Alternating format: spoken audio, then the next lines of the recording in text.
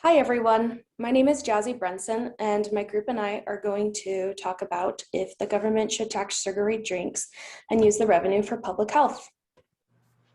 Okay, I've got a question for you. Would you believe me if I told you that soda was meant for prescription medication? In 1767, a European man named Joseph created the first carbonated beverage by infusing water and carbon dioxide together. This creation was called soda. Carbonated water was believed to have healing properties that could cure illness. Soda was used by pharmacists worldwide as a tool to mix in prescription drugs so that patients would have an easier time taking their medications. Unfortunately, soda was not the miracle water that everyone thought it was.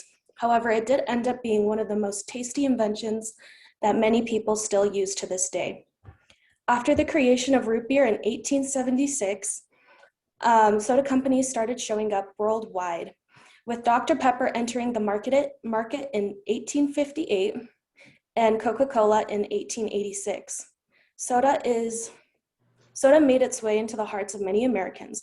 Over time, more and more people would drink soda worldwide. Americans spend approximately $65 billion in soda each year. The market for soda has expanded over the years and has even made its way into food combos and kids' meals.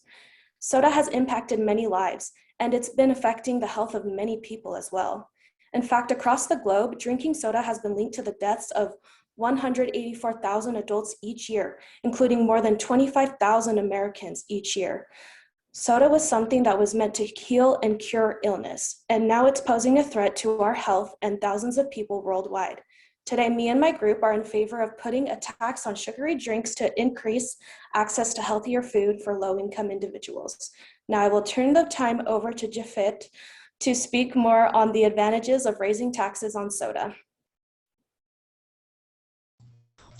Thank you so much for that, Jazzy. Some of the advantages when it comes to that we thought of the reason why we think the government should tax soda is that would basically raise revenue for the important programs like healthier food in schools, increasing access to healthier food for low-income individuals, and just help prevent some diseases, such as chronic diseases. And so some of the things that, according to CDC, there was a study that proves when consuming too much of sugary drinks, such as soda, obesity, it's a big problem that we have nowadays, where you can weight gain, type 2 diabetes, heart disease, and kidney diseases. And over the years, there are many studies that has proven, actually last year, there was a study that proves about 4 to 10 adults are actually obese nowadays. And this is actually a chart that shows about over 42% of Americans. Last year in 2020, CDC did a study that proves over 42% of Americans are actually obese today. And the reason for that is because of all the sugary drinks. Soda specifically is something that is terrible for our health, and it will continue to be something that that will be just bad for our health if we don't control it. And that's the reason why we favored of taxing soda, because that would actually help reduce the numbers of just the amount of people that we have today that are obese, and just help prevent people's health, help them be healthier. So there are some things that we can actually do to prevent some of these things. So expert actually has shown that the best satisfaction to our thirst is water. And obviously, I know a lot of us, we like to drink tastier drinks like soda or anything that has sugar in it. But drinking water can help our body. It helps us maintain a good body temperature. It actually lubricates our joints and prevent kidney stones and keep the body healthy overall. And there are many things that water can actually do for us. But if we continue to drinking soda and continue to partake of these beverages that are not healthier for us, will basically be um, we pretty much will be having all those diseases that that we talked about earlier. So the next things I'm actually going to turn the time over to Marshall. He has some more advantages of why we think taxing soda it's the best way to go and help us prevent diseases such as kidney disease and heart diseases. So I'll turn the time to Marshall. Sweet. Thank you for that. So what I did was I studied about 2 different studies on taxing soda. One was done in Philadelphia in 2017, and what Stanford University came back with was they imposed a 1.5 tax per ounce on diet and regular soda in about 1,200 stores in Philadelphia. So a pretty small range. And because of this tax, the prices for soda were raised by 34%. And this decreased soda consumption in these stores by 46%. But this number is a little skewed because what happened was these people would they would go from their town to a different town about 5 miles away, and they would buy soda there because it was cheaper. In this town, it wasn't taxed at all. So these people were so dependent on drinking their soda and getting it for the price that they were used to, that they would go out of their way and travel during their day to buy soda at a cheaper cost.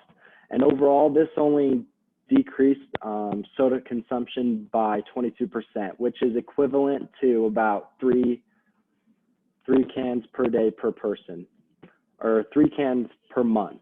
So not a whole lot was done, but still, you can see the effects of soda and what it has on our bodies and how we are so dependent on it. And the next study was done in Berkeley, California, and other cities next to it. And what they did, they imposed a 1 cent tax per ounce on soda.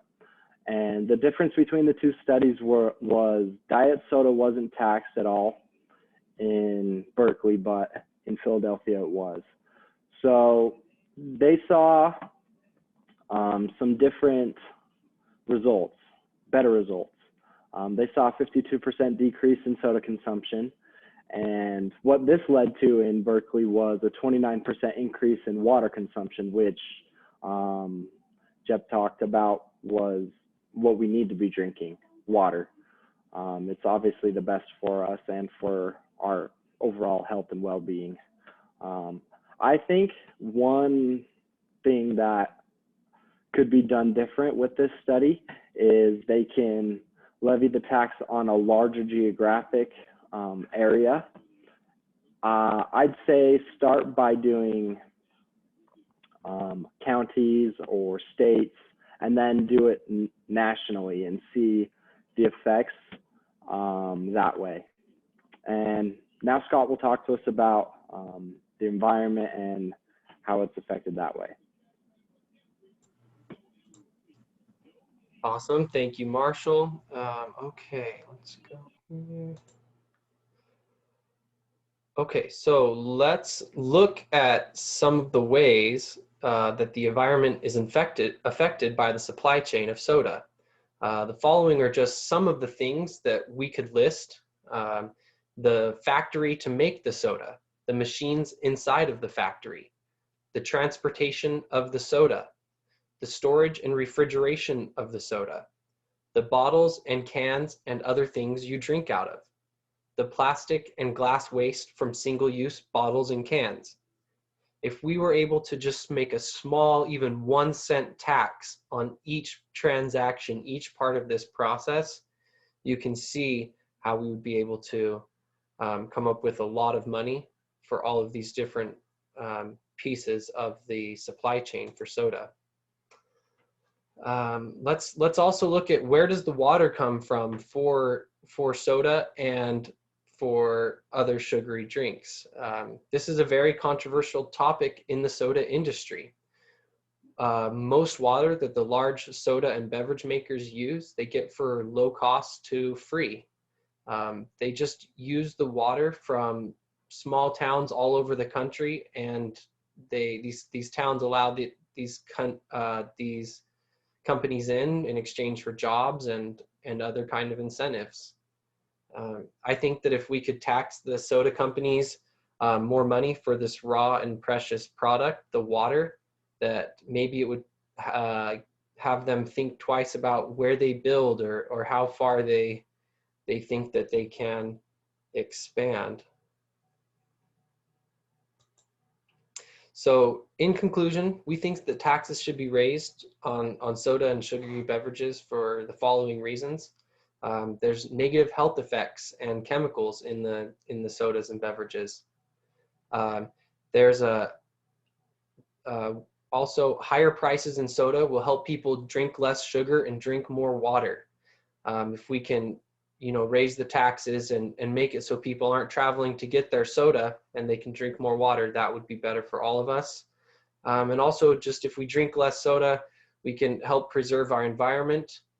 And one way we can do that is through taxing these companies and making people aware of this issue.